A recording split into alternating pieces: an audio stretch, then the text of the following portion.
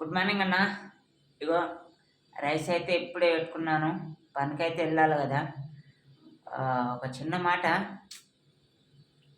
ఎంత కష్టపడ్డా ఫలితం లేదు.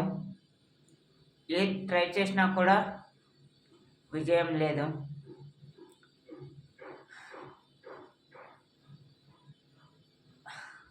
ఇంకెంత ట్రై చేస్తే మన సక్సెస్ వస్తుందో అర్థం కావట్లేదు. అని సక్సెస్ కోసం వెయిట్ చేసే మార్గంలో మన ఆయుష్, మన వయస్సు, మన జీవితమే తగ్గిపోతుంది, కరిగిపోతుంది. కానీ మన ప్రయత్నము, మనం చేసే ఉత్సాహంతోనే అలాగే ఉండిపోతున్నాం. కానీ అనుకోకుండా కొన్ని సందర్భాలలో మన జీవితం మొత్తం మనకు తెలియకుండానే గడిచిపోతుందన్న. మనం ఏదో చిన్న ఆశతో బతికేస్తున్నాం అంతే అని నా ఒపీనియన్. ఇది మాత్రం కన్ఫర్మ్ చెప్పగలను. ఎందుకంటే నేను ఎప్పుడో స్టార్ట్ చేసిన ఛానల్ని ఇప్పటికీ మానిటైజర్ కాలేదు అంటే ఇంకెప్పుడైతుందా అని చూస్తున్నా. మానిటైజర్ అయితే ఒక బాధ అనేది పోతుందన్న. దీని అమ్మ జీవితం ఇంకెన్ని రోజులు బతక, ఎన్ని రోజులు బాధ భరించాలో అర్థం కావట్లేదన్న. చుక్కలు అనిపిస్తున్నాయి నాకైతే నిజంగా. సో నేను చెప్పేది ఏంటంటే, టైం వేస్ట్ చేయడం కరెక్ట్ కాదని నా ఒపీనియన్. నేను ఎంత టైం సేవ్ చేసినా కూడా నైట్ పూట నిద్ర లేకుండా వీడియోస్ తీసుకుంటూ ఎడిట్ చేయడం అంటే చాలా కష్టమన్న. ఒక్క వీడియోకి 11 గంటల వరకు టైం తీసుకుంటుంది.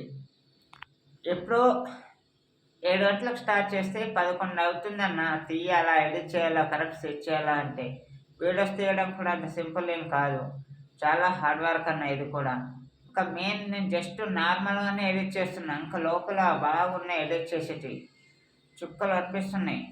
అది చూడండి, పెద్ద పెద్ద బిల్డింగ్లు కట్టుకున్నాడు, ఎంత పెద్ద రేంజ్లో తిరుగుతున్నాడో అని మీరు అనుకుంటే, మేమనుకుంటే అదేం కాదు. వాడుకున్న స్ట్రెస్ వాడుకున్నది.